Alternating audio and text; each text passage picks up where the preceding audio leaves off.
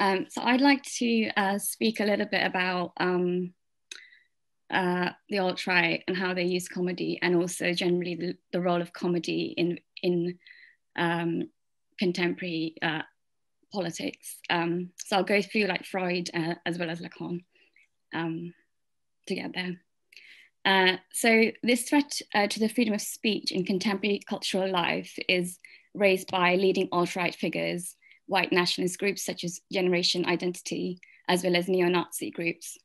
And the concept of freedom of expression fits into what are known as Enlightenment values of toleration, freedom of religion, freedom of the press, and freedom of speech. But these values are often conflated with Western civilization by right-wing alternative thinkers. The alt-right have used comedy, memes, and fringe social networks such as 4chan and Reddit to incite hate and influence their followers on major political issues. The group Generation Identity organized a free speech event in London in 2019. In the writing guide to the alt-right followers of the neo-Nazi website, The Daily Stormer, it states that, quote, the unindoctrinated should not be able to tell if we are joking or not, end quote. Furthermore, the guide lists various sexist and racist slurs that appear to be acceptable to use by the alt-right group, with the following advice for how to deliver it to their followers. They say, when using racial slurs, it should come across as half joking, like a racist joke that everyone laughs at, end quote. Here, freedom of speech is exercised over oppressed groups, but this speech has to come across as a joke in order for it to function. And in order for the public to find what these groups say as palatable and not take them too seriously. It is a way for this group to avoid the consequences of what they're thinking by linking it with half joking. What this does is it inverts the Freudian function of the relief theory of laughter because what is said is only half a joke and is often used to mask the ideology from the uninitiated, while the far-right acolytes are fully aware of what the intention is. While what the half joke does is bring forward the ideology precisely at this point where it can be collapsed into a joke. They try to feed their audience half a joke and half an ideology so that the frustrated audience keeps coming back. So there is no temporary satisfaction like Freud would tell us in the joke book. So this kind of half joking and half ideology makes comedy bleed into political life. So characteristics of comedy can be seen in the rhetoric of American President Donald Trump. I mean, he's still president until January, so let's go with my paper. Where his audience is often treated to a series of gags that feels like improvised and spontaneous babbling. Trump is not alone in the merging of comedy and politics. Ukraine elected Zelensky, a professional comedian and television star. Comedian Jimmy Morales was elected in Guatemala, and John Nahr was the mayor of Reykjavik. Of course, there's Boris Johnson in England, and I mean, he's not a comedian, but he's called a buffoon sometimes. And also Nigel Farage, both of whom seem to improvise and give us the impression that they say exactly what comes into their mind. So all of these politicians tend to use the very same tactics of comedy, which is playing with language, the freedom to say anything, and generating laughter from the public to aid their political careers. However, these politicians are responsible for creating policies that devastate people's lives and livelihoods. Trump jokes about Mexicans while simultaneously creating a hostile environment for Mexicans, and only a small number of people are laughing. An article in USA Today draws a parallel between Trump's White House and a night at the Improv. So they say that Trump uses his unpreparedness and brings elements of surprise and chaos to his improv act. It is only Trump who truly collapses reality by improvising freely, both in form and content, much to the detriment of others, particularly the people who he has attacked, including Latinos, Muslims, and other minorities. Perhaps only Trump can truly make fun of the less fortunate, since he's the president of one of the most powerful countries in the world. It is fitting to act like a malignant fool when you're the president and truly be able to say what you want. Here, the freedom to fully improvise lies in being the most powerful person. On the one hand, there are far-right groups who say there is no possibility of free speech and try to push their agenda into the mainstream. And on the other, we have politicians who seem to be able to transgress any form of structure and wield their power to say anything. It is almost as if the discourse around free and unbounded speech on the right serves the demand of two punitive masters, one that requires complete and impossible speech, and the other who is anxious about an external force that would tightly restrict their speech. So both these masters within this discourse clash without a regulating body. And this type of discourse around who's allowed to speak is also absorbed into the world of comedy itself. So there are lots of debates in comedy about people who can't say anything anymore. And often it's used, so one of the examples used is Michael Richards, who was in Seinfeld, and he did a performance at the Laugh Factory in 2006, where he hurled racist abuse at his audience members, and he was very viscerally angry, and he was shouting like the N-word and like really horrible. But also he was the darling of the 90s from Seinfeld. But also a comedian called Daniel Tosh, again at the Laugh Factory. I mean, there's something telling that the Laugh Factory managed to like manufacture two controversial situations. But yeah, sorry, Daniel Tosh made like rape jokes as well.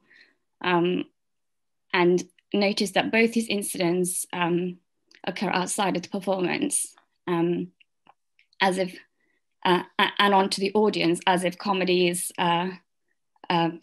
mastering over the audience. And oftentimes Lenny Bruce is cited as the one who has sacrificed his life to the freedom of speech. But what Bruce did was subvert expectations of American organized society at large.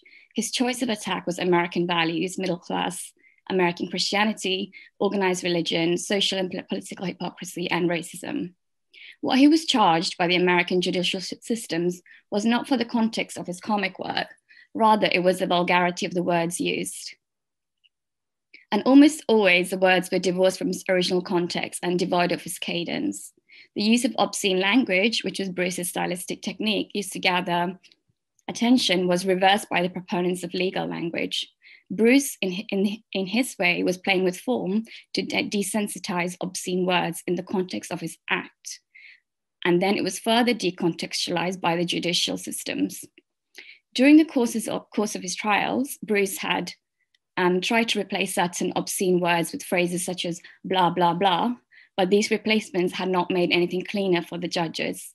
So for example, if you think of the Cardi B song, Wet as Pussy, the radio edit was wet and gushy, so it's not necessarily cleaner. But when comics say they want to be like Lenny Bruce, they're not talking about subverting the status quo. They're talking about or asking questions about racism or homosexuality. They simply want to use the obscene words.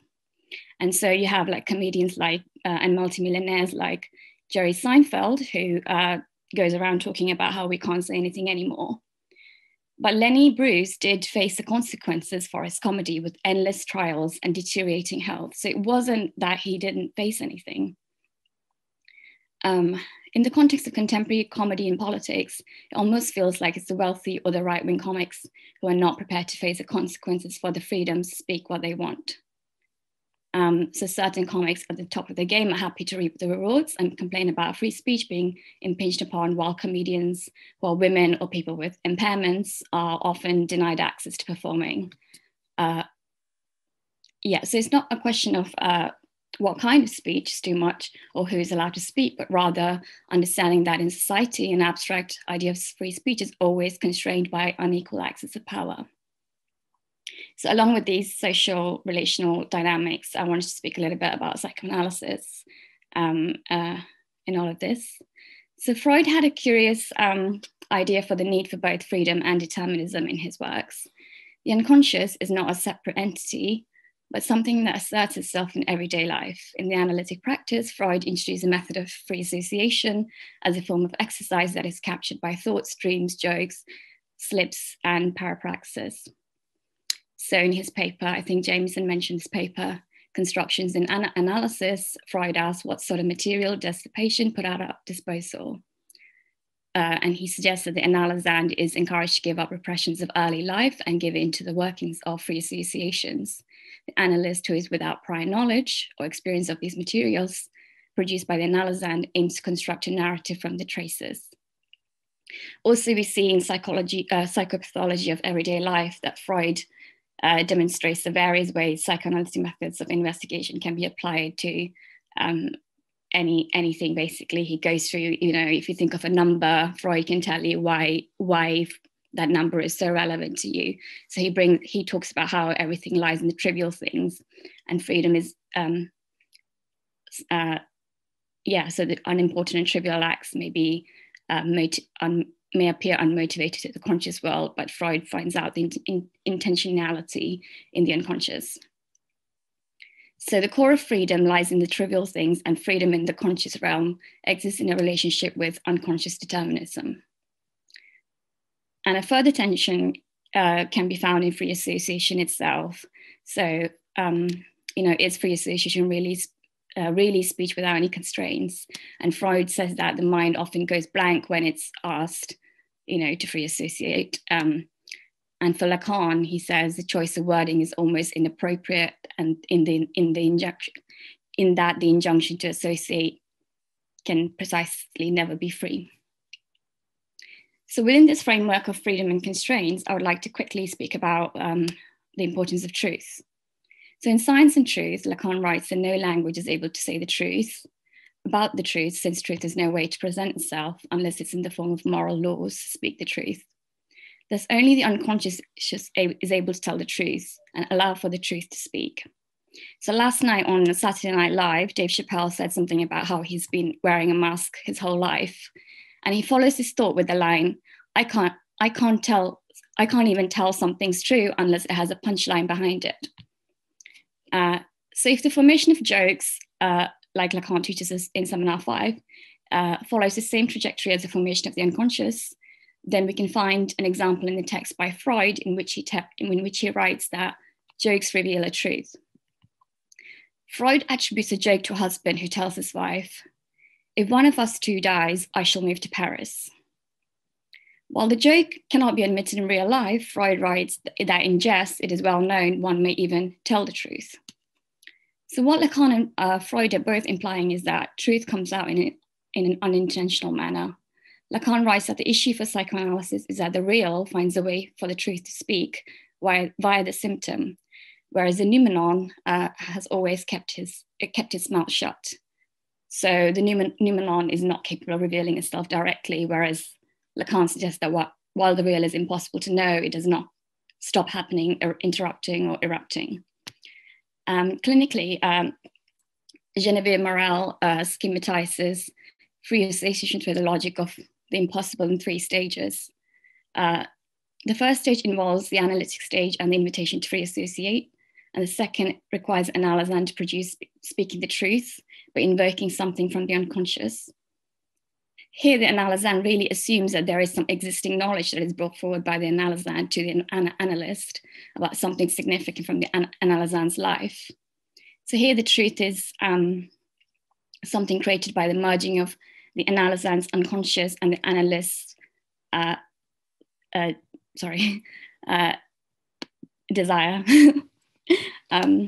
According to Morel, the act of speaking the truth is what is produced by the analysand and steers the analysand towards specific positions within psychoanalysis. Speaking the truth is connected to a form of jouissance whereby the disjunction between knowledge and jouissance tightens, and this is what is produced in the subject's fantasies and symptoms. And according to Morel, the third stage is where the real is situated and where the transition from speaking the truth that is embedded in speech to a real that is conceived as a writing of impossibility occurs. So for Morel, jouissance is embedded in speech with a network of signifiers, and so little jouissance inscribed in the unconscious. And the subject marks the loss of jouissance by creating a world from the clues the unconscious brings. Morel concludes that speaking the truth leaves an empty space in the unconscious that cannot be represented or named, that is conceptualized by Lacan as an object A. As Lacan argues, the unconscious is a chapter of my life. The unconscious is a chapter of history that is marked by a blank or occupied by a lie. It is a censored chapter, but the truth can be refound. Most often, it has already been written elsewhere. I think I'll leave it there. Yeah.